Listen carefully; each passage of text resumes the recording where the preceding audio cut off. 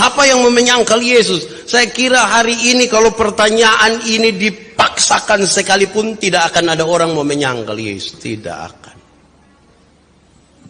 Tapi apakah karena kita tidak mau menyangkal sama dengan kita tidak menyangkal Yesus? Belum tentu. Belum tentu. Kenapa belum tentu? Saya coba periksa kamus apa arti kata menyangkal, dan kamus memberi pengertian yang menarik. Menyangkal punya 3 pengertian. 1, menyangkal berarti tidak mengakui. Tidak mengakui. Kecuali kalau ada bukti. Kecuali kalau ditasi segala sesuatu yang tidak bisa terelakkan. Itu menyangkal. Ini lupa anak toh? Bukan. Kok dia mama yang bilang. Oh ma, tunggu ingat-ingat tuh. Mulai menyangkal itu. Butuh bukti. Dan menurut kamus itu penyangkalan. Waktu Yesus dibaptis, dia keluar dari air, ada suara bilang begini, inilah anakku yang kukasihi, kepadanya aku berkenan. Iblis dengar itu kalimat. Terus melihat Yesus lapar karena puasa 40 hari 40 malam, iblis bilang begini, kalau benar engkau anak Allah, rubah batu ini jadi roti supaya engkau makan. Kalau betul engkau anak Allah, coba kasih tunjuk mujizat. Coba buat supaya buat saya percaya. Coba engkau buat sesuatu. Tunjukkanlah sesuatu supaya saya percaya. Menurut kamus, ini penyangkalan. Persis seperti definisi iman. Ibrani pasal 1, pasal 11 ayat 1 bilang begini, iman itu dasar dari yang kita harapkan dan bukti dari yang tidak kita lihat. Jadi kalau tunggu melihat baru percaya, maaf, kita sementara menyangkal. Mujizat jangan dibuat murah. Jangan percaya karena ada mujizat. Saya yakin kau bawa mujizat itu ada. Tapi bukan karena mujizat saya percaya. Saudara, Kopernikus menulis, Tuhan memang memberi makan kepada burung pipit, tapi tidak dengan melemparkan gandum ke dalamnya. Tidak dengan mujizat itu. Keluar untuk cari. Resiko kena fiti. Baru dia belajar sesuatu dari situ. Masih banyak kita ini kan percaya karena mujizat. Masa kok mau bikin roti saya pakai mujizat?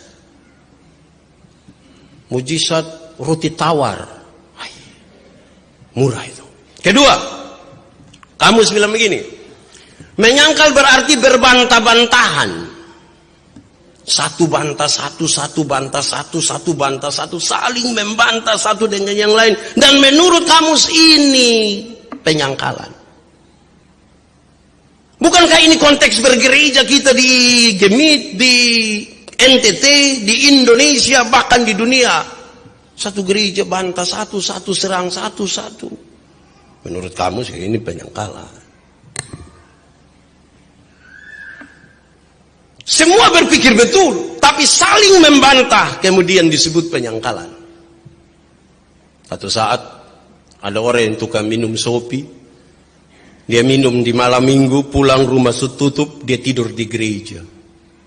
Pagi-pagi pendeta datang mau ibadah, lihat dia tidur. Hai, pengapu, kenapa engkau tidur di sini? Tidak tahukah engkau bahwa sebentar lagi orang gereja? Dia bangun, dia bilang, tidak tahukah engkau bahwa aku harus selalu berada dalam rumah Bapakku? Ya sama-sama juga nare. Tapi persoalannya adalah karena mereka berusaha untuk memenangkan itu perbantahan. Ketiga, kamus bilang begini, menyangkal berarti menolak untuk melakukan. Menolak untuk melakukan. Dia tahu, bukan tidak tahu, tapi kan dia tidak mau buat. Persetan. Itu penyangkalan menurut kamus.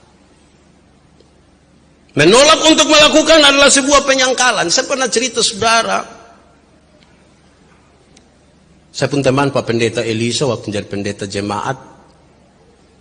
Dia punya sebuah yayasan, Dan kemudian satu saat dengan seorang staf yayasan pergi ke Jogja. Ini orang baru pertama kali naik pesawat. Mereka harus transit di Surabaya. Dalam perjalanan menuju Surabaya, pesawat mengalami goncangan yang serius sekali. Bagasi mulai terbuka dan ini tas-tas, koper-koper mulai jatuh dan orang-orang mulai histeris. Mereka berteriak, mereka berdoa. Yang tidak tahu berdoa juga langsung berdoa. Tapi Pak Pendeta Pustafin, dia duduk diam-diam seolah-olah tidak ada masalah. Dia lihat orang. Singkat cerita, waktu sampai di Surabaya, Pak Pendeta tanya, "Bu, tadi Bu rasa bagaimana?" Dia bilang, "Tadi yang mana Bapak?" Waktu yang tadi, yang pesawat tergoyang itu. Dia bilang, "Tidak.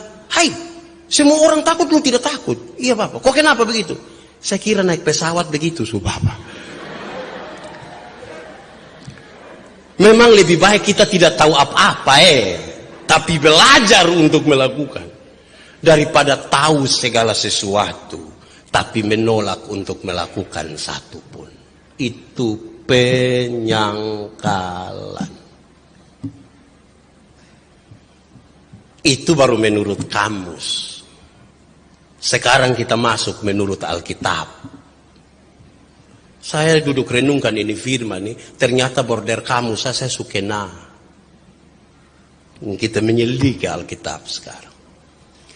Hari ini lebih dari 2000 jemaat di Gemit akan dapat tema sama.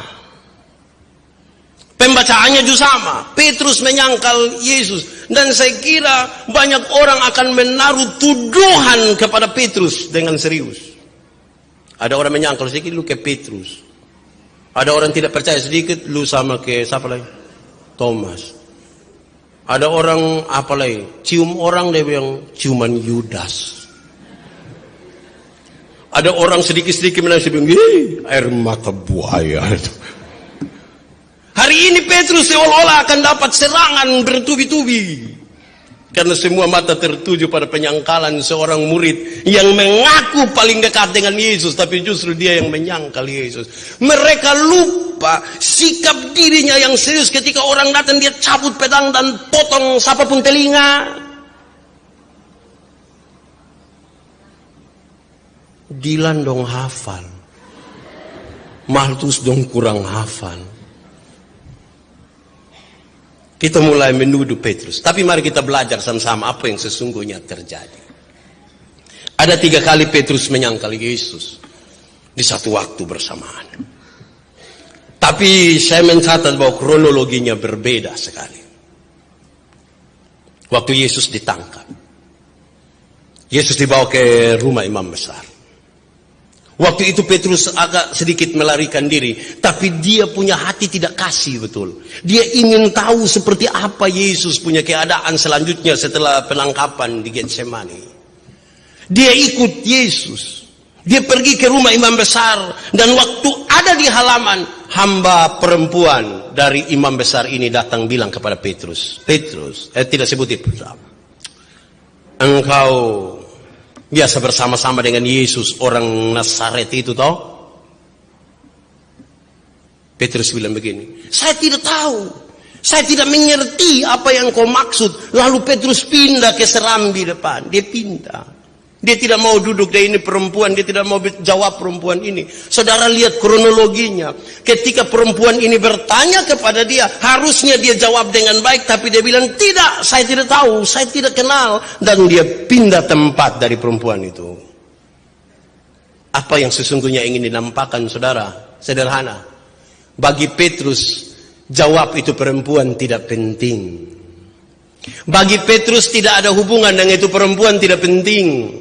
Bagi Petrus, hubungan dia dengan Tuhan lebih penting daripada hubungan dengan perempuan itu. Dan disitulah ayam berkokok pertama kali, tanda bahwa ini penyangkalan. Padahal sikap Petrus sangat masuk akal, dan saya kira kalau kita semua duduk di situ hari itu, sikap itu pun yang kita ambil. Kenapa? Karena menurut saya, kita punya rasa penasaran kepada Yesus jauh lebih tinggi daripada menjawab perempuan yang tidak kita kenal itu kan.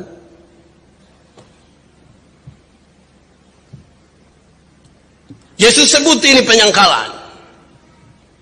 Bahkan jauh-jauh beberapa saat sebelum ketika mereka mau makan Paskah bersama, Yesus bilang, kau akan menyangkal aku. Yesus sebut ini penyangkalan. Kenapa? Saudara-saudara, siapa mengaku dekat dengan Tuhan Yesus, dia dekat dengan orang-orang yang ada di sekelilingnya. Dia peduli kepada mereka.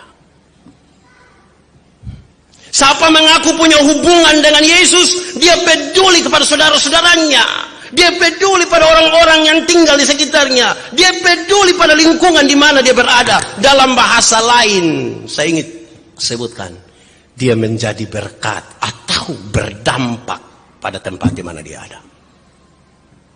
Sebab kalau yang mengaku dekat dengan Tuhan tapi tidak berdampak pada lingkungan di mana dia ada, hubungan dia dengan Tuhan pun rusak. Dekat dengan Tuhan tapi tidak berdampak pada lingkungan, hubungan dia dengan Tuhan pun rusak. Saya pernah cerita saudara, saya melayani di Sabu 5 tahun. Kami biasa ibadah rayon itu hari Senin, hari Rabu, hari Jumat. Biasa kami pergi duduk di depan Emu Kelaga. Emu Kelaga itu rumah panggung. Mereka taruh tikar besar di situ. Kami datang mulai duduk bersila semua, banyak-banyak orang. Lampu besar orang taruh di depan pendeta, begitu pendeta terang sekali. Hari itu saya pergi dan mereka senang sekali, jemaat datang. Saya mulai berkhotbah dan mereka senyum-senyum, mereka senang. Saya juga pikir ini kena ini. Yang menarik adalah setelah kami habis ibadah dong masih senyum-senyum. Saya mulai pikiran ini. Senyum apa? Saya tanya jemaat, iya Bapak, kamu senyum-senyum apa? Dong tambah senyum lagi. Saya akhirnya tanya seorang majelis jemaat, seorang diaken, saya tanya dia, Nadau. Welmin Ceriu namanya. Saya bilang, Nadau, kamu senyum-senyum apa? Dia ambil kertas satu, dia tulis cepat-cepat, dia antar ke saya. Saya penasaran betul. Saya coba buka ini kertas, ternyata dia tulis, maaf, Bapak Purosleting tidak tarik. Saya marah itu. Kita duduk 1 jam, engkau lihat ada masalah di saya, engkau diam-diam. Sekarang saya tanya saudara, kira-kira tadi dompu ibadah baik atau tidak? Tadi ibadah jalan baik atau tidak? Kenapa tidak baik? Ada masalah di sekitar doang toh yang tidak terselesaikan. Saya hampir-hampir tidak mau tarik lagi, kok tidak ada arti juga. 1 jam. Hai, hidup ini berdampak sedikitlah. Lihat ada masalah sedikit, tarik. Bapak tarik. Itu sasume.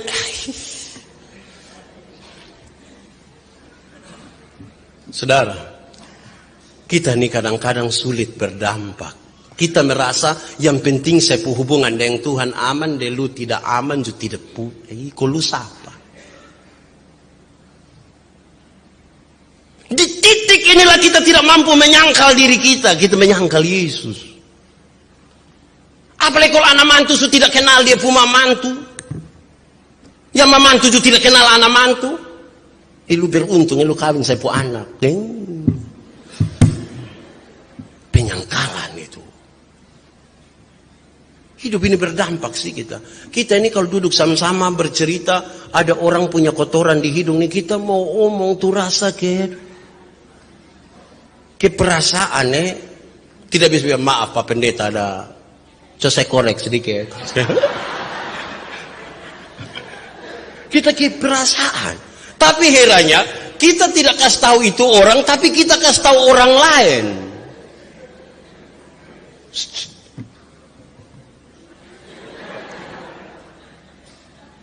Saudara, teorinya hanya satu. Omong deng, bukan omong tentang. Omong deng kodoni, berarti itu gitu dua bicara. Bukan omong tentang kodoni.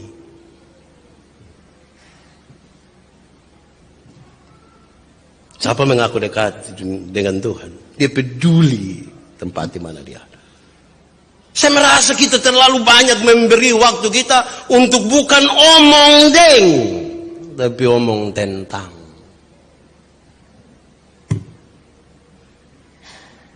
Saya marah seorang pimpinan persekutuan doa. Saya bilang, dia, Bapak, engkau berhenti berkhotbah. Dia bilang, kau kenapa, Bapak? Saya bilang, kau bagaimana? Dia tinggal berdampingan dengan seorang yang tidak seiman, seagama dengan dia. Dia piara babi. Tahu babi? Terus ini kandang babi pembuangan ini dia arahkan di ini keluarga sebelah rumah. Saya bilang, Yesus mana mengajarkan Anda begitu? Berhenti berkhotbah. Berhenti. Sampai kasih belok itu. Dia datang dengan Bapak, sudah. Kenapa? Saya kasih belok kembali pembuangan ke rumah. Jadi tak putar dari halaman, putar ke rumah. Siapa mengaku dekat dengan Tuhan, dia harus berdampak bagi tempat di mana dia ada. Saudara, saya ingin ingatkan kita semua bahwa kita ini tidak lahir untuk hidup kita sendiri. Kita lahir untuk orang lain, untuk jadi berkat. Jangan egois, jangan untuk diri. Nanti penyangkalannya cepat. Saya pernah kasih tahu saudara bahwa kita makan, saya makan bukan untuk diri sendiri. Mama sakit terus kita makan mulut pahit, makan teh anak-anak dong masih kecil. Kita makan, saya makan untuk anak-anak. Tahan-tahan makan ya sayang, kenapa? Kelihatan dari jauh so kelihatan. Kita makan minum saya itu untuk orang lain. Kita semua ada nama. Nama kita ini bukan untuk diri sendiri. Nama ini untuk orang lain. Karena tidak ada orang memanggil namanya sendiri. Tidak mungkin dia di kamar terus mau makan pagi terus dia sendiri bilang begini, Yandi, keluar kau makan pagi do Yandi. Tidak begitu. Orang lain yang memanggil, kita tidak memanggil diri sendiri. Kadang agak manja-manja sedikit itu yang kita bilang, Yandi cuma ikut. Tapi itu manja saja itu. Tapi tidak ada orang memanggil namanya sendiri. Saudara, kita ini pakai pakaian saya untuk orang lain. Kita pakai pakaian batik bagus-bagus, cantik-cantik, ganteng-ganteng. Ini kan pakai untuk orang lain, bukan untuk diri. Sebenarnya kalau kita sendiri kan tidak butuh pakaian. Tapi karena ada orang lain kita pakai supaya jangan orang hidup ini berdampak. Kan kita tidak dikhususkan untuk diri sendiri. Itu hari saya bilang, semua yang berpusat pada diri sendiri, Tuhan Allah tidak suka. Satu, sombong. Sombong itu untuk siapa? Untuk diri sendiri. Tuhan Allah suka. Makam puji. Itu untuk siapa? Tuhan Allah suka. Orang lain suka? Tidak suka. Kedua. Di penyangkalan yang kedua, perempuan tadi ketemu Petrus di muka, di beranda depan itu. Terus perempuan ini bilang kepada orang-orang banyak yang ada situ, woi, ini laki-laki ini biasa sama-sama dengan Yesus. Alkitab mencatat, Petrus menyangkal, tapi tidak dituliskan apa penyangkalannya. Di penyangkalan yang pertama, Petrus pindah tempat. Penyangkalan yang kedua, Petrus tidak pindah tempat. Dia tetap berdiri di situ. Dia tetap duduk di situ. Seolah-olah dia ingin menaruh tawaran kepada perempuan itu. Jadi lupa mau apa? Sedua kali ini, lupa mau apa? Anda sopan, saya segan. Anda tidak sopan, saya layani.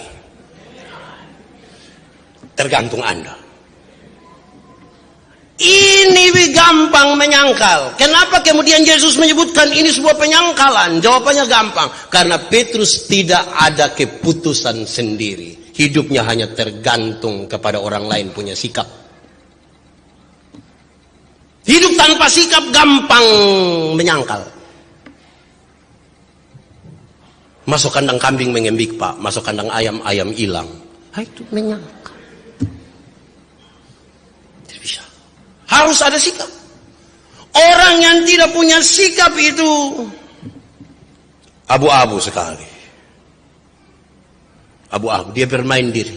Ranah yang abu-abu. Itu lebih jahat dari yang punya sikap jelas. Ada angin barat, dia ke timur. Masa angin begini dia. Ada angin timur, dia ikut arus. Hidup ini tidak bisa ikut arus saja. Hidup ini tidak bisa bilang kita mengalir. Tidak bisa. Saya pernah bilang ke saudara-saudara, hidup yang hanya mengalir itu hidup yang tidak berhikmat. Karena mengalir itu pakai prinsip air mengalir dari tempat yang lebih tinggi ke lebih rendah. Nah kalau misalnya dia mengalir ke lubang WC,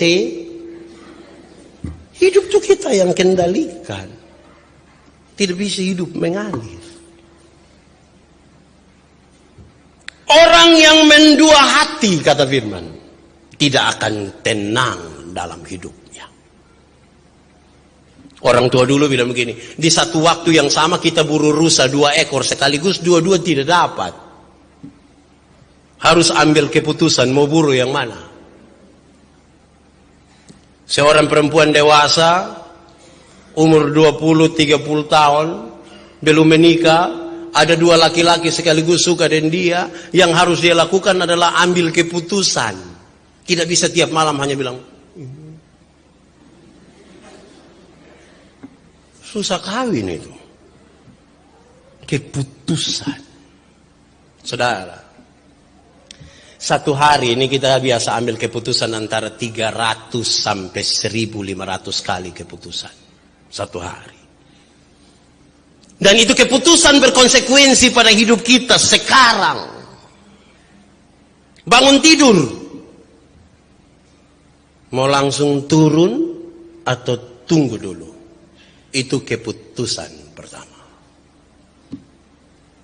Mau berdoa atau bikin status dulu. Itu juga keputusan. Mau langsung minum kopi atau mandi dulu.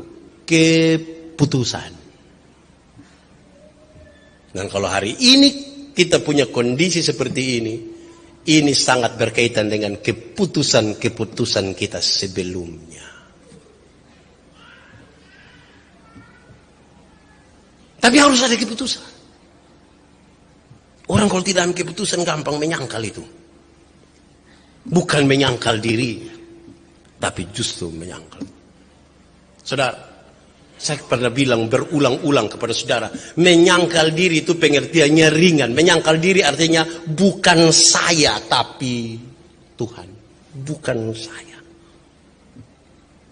Bukan saya tapi Tuhan. Kita ini yang terlalu pasang diri seolah-olah kita. Bukan Tuhan. Ada orang susah, orang miskin datang kepada kita. Dia sakit-sakitan, singkat cerita kita tolong dia sukses. Dia bawa kesaksian itu kemana-mana. Terus orang datang, berita itu sampai ke telinga saudara. Terus kita selalu bilang begini. Itu hari datang sini semua mati pak. Untung kita tergoda untuk taruh kita pun diri di situ. Untung Tuhan. Kemarin saya baca Mazmur 8. Siapa kita ini? Siapa kita ini? Kita ini bukan siapa-siapa. Siapa kita yang Tuhan kasih kesempatan hidup, kasih kita makan minum, kasih kita istri, kasih kita suami, kasih kita anak-anak. Siapa kita? Siapa kita? Samakah kita dengan Tuhan? Tidak. Kalau Tuhan mau apa saja buat kita, Dia bisa lakukan. Siapa kita? Sehingga di hadapan Tuhan kita harus sungguh-sungguh hilang lenyap di situ, hilang. Saudara pulang baca Mazmur 8, kita bukan siapa-siapa kita ini. Kalau tidak, kita tidak mampu menyangkal diri. Kita justru akan lebih banyak menyangkal Tuhan karena kita. Ketiga, Petrus tetap di situ. Dan orang-orang banyak itu kemudian bilang begini, hei, engkau juga salah satu dari mereka, apalagi engkau orang Galilea. Alkitab mulai bilang begini, Pada waktu itu Petrus mulai bersumpah. Saya tidak kenal orang yang kamu sebut-sebut itu. Saya tidak kenal dia. Mari lihat dia punya kronologi. Di penyangkalan yang pertama, Petrus lebih memilih memutuskan hubungan dengan manusia. Asal saya dan Tuhan, saya selalu berdoa. Penyangkalan yang kedua, Petrus tidak ada pilihan sama sekali. Di penyangkalan yang ketiga, Petrus memilih memutuskan hubungan dengan Tuhan. Asal dengan manusia aman. Saya tidak kenal Yesus. Asal kita dua jam baku ganggu. Asal kita dua bye-bye. Saya tidak kenal dia. Asal kita dua aman. Bukankah kadang-kadang ini yang menjadi persoalan kita? Hari ini di gereja-gereja banyak yang sedih. Ya, saya percaya dan berjanji dengan segenap hati. Tapi persoalan yang sama yang ingin saya bilang kepada saudara, jarak antara pengakuan dan penyangkalan kita kadang-kadang terlalu tipis. Baru mengaku ya saya percaya, 6 bulan kemudian datang dengan istri, dan suami, dan bapak, mama. Pak Pendeta tolong dulu. Tolong apa? Tolong saya dulu. Tiap hari tolong lu saja. Kenapa? Bapak kita sunika dina sang. Dia pu mama sambung lagi. Abis nikah dengan aparat. Dong sana bisa pindang. Hanya kita pu anak dong yang pindang. Dia pu bapak tambah lagi. Abis kalau anak-anak dong semua begitu kita mau bilang apa lah yang. Terus pendeta-pendeta yang bilang hoang. Jadilah itu. Jarak antara pengakuan dan penyangkalan kita itu kadang-kadang tipis sekali.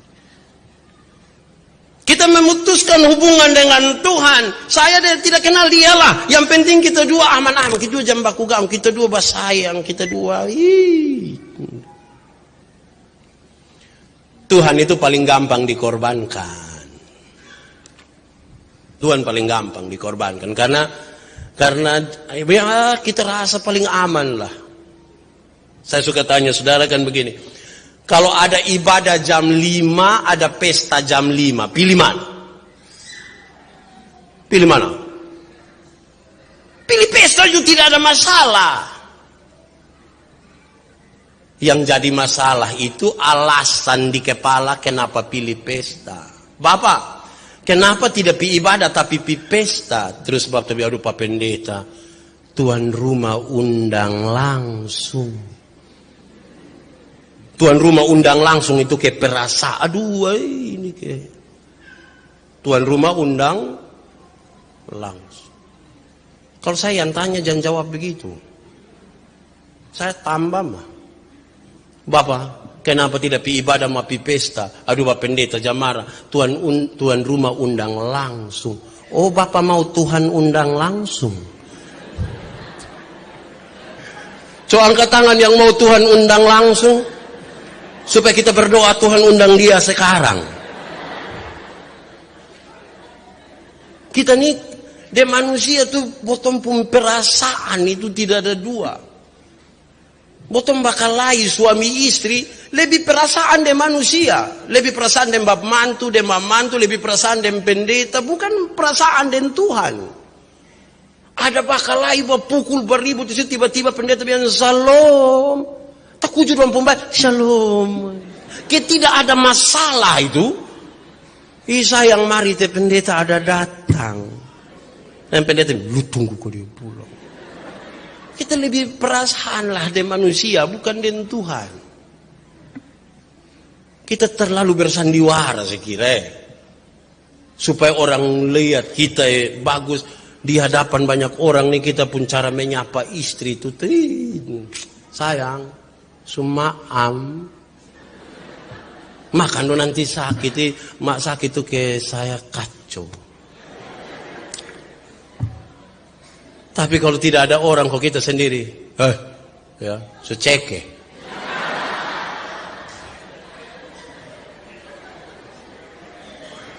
Tapi waktu di luar tuh kita ke serasi seimbang selaras. Kita kacau di situ. Kita terlalu gampang menyangkal Tuhan. Karena kompromi tadi dengan manusia. Mau ini benar, aku tidak yang penting saya tidak diganggu. Saudara, ini contoh-contoh ringan untuk kita pahami. Tuhan terlalu gampang kita korbankan. Semua orang tahu kalau berdoa itu artinya bicara dengan Tuhan. Itu semua orang tahu. Tapi coba lihat kita sikap. Pas pendeta bilang, saudara-saudara, mari kita satu hati dalam doa syafaat. Pas separuh pun tutup mata, separuh langsung bilang,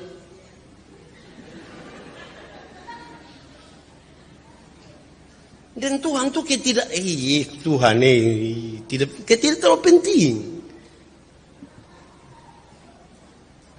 Saya pun contoh ini mungkin saudara tidak suka dengarkan, terlalu lama, terlalu banyak kali saya bicara. Tapi saya bilang, kadang-kadang kalau kita syukuran di rumah tuh, kita khotbah, pas khotbah habis, saudara-saudara, kita satu hati dalam doa syafaat, bersyukur untuk dengan keluarga karena acara hari ini. Pas kita mau berdoa nih yang ibu-ibu dong langsung keluar. Keluar saja jalan seperti tidak ada masalah. Bahkan satu tarik sampai di luar yang Tuhan, yang ketua dapur itu, seksi konsumsi, akan bilang kepada ibu-ibu yang lain, sudah doa syafaat. Siap. Kuat hati suka panas.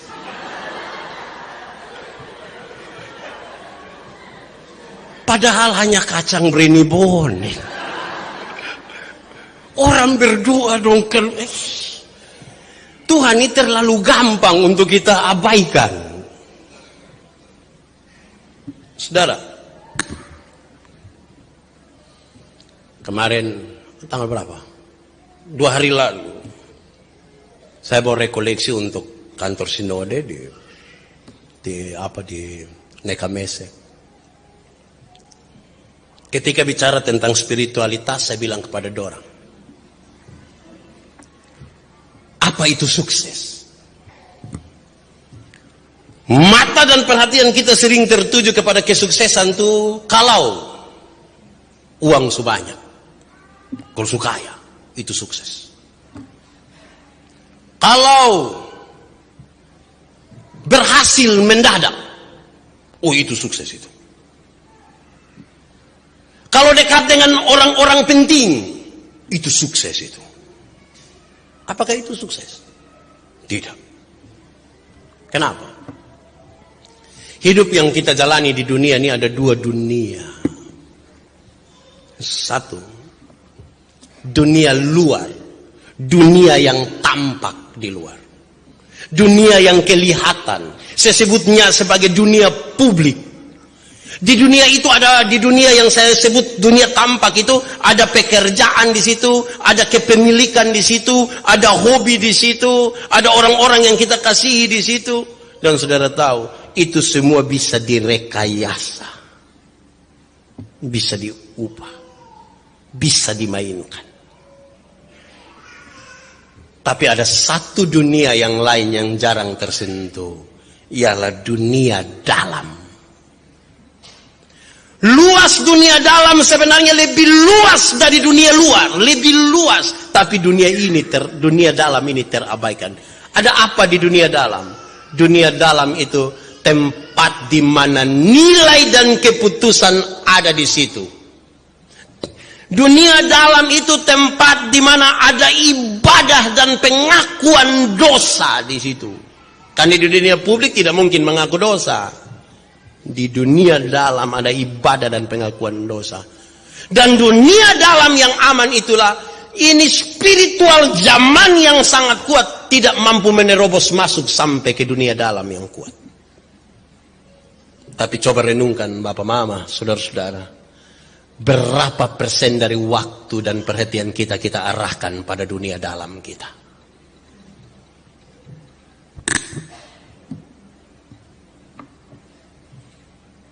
Dunia dalam itu terabaikan. Kenapa? Karena teriakan dari dunia luar lebih kuat.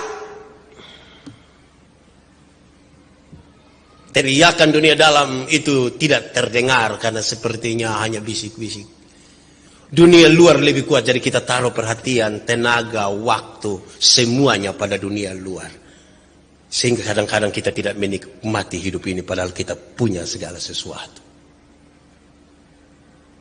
Yang ada di dalam kita kosong, yang terisi hanya kebencian, hanya kepahitan, hanya hal-hal yang tidak beres. Persoalannya di dunia dalam, bukan di dunia luar. Dunia luar bisa direkayasa, saudara. Kesimpulannya kita dapat hari ini. Saya ingin berdoa sebentar kepada Tuhan. Tuhan, terima kasih karena Engkau membuka kami hari ini. Saya merenungkan dengan baik bagian ini. Dan saya temukan bahwa ini dia punya persoalan. Kita mengabaikan dunia dalam. Membuat kita gampang menyangkal Yesus. Kan kita suka bertanya-tanya, Pak Pendeta, kenapa orang kalau 24 Desember, 31 Desember orang banyak datang ke gereja? Kalau kan kita bertanya-tanya, lantas kita bilang tidak, model-model pelayanannya yang tidak benar. Tidak, persoalan hari ini kita temukan ada masalah di dunia dalam kita yang membuat kita menyangkali Tuhan, menyangkal diri, bukan menyangkal Tuhan.